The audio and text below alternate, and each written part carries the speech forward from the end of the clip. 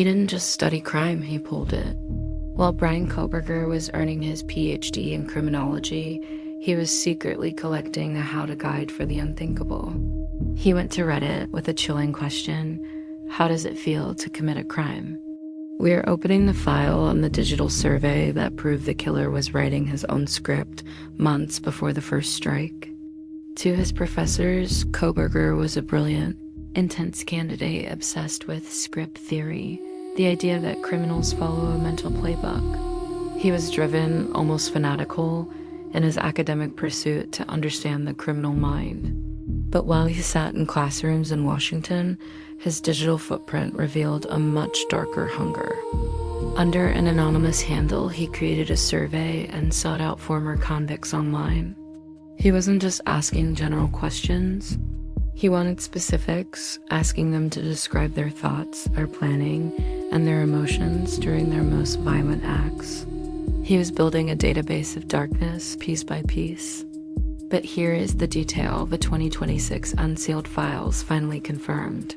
Kohberger wasn't just doing research for a thesis. He was crowdsourcing a monster. Investigators discovered he didn't just ask about the act itself. He asked about the selection process.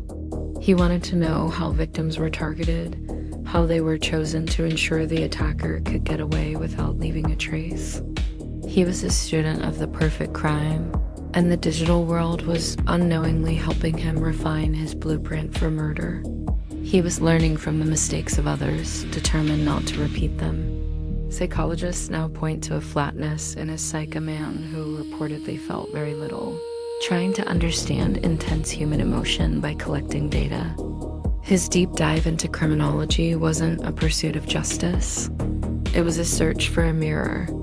He studied the infamous serial killers of the past, not to stop them, but to see if he could outperform them. He seemed to believe his academic pedigree made him untouchable, that the law couldn't possibly catch a man who knew exactly how the handcuffs were made, both literally and figuratively. He was the expert after all. He had the knowledge. He had the blueprint.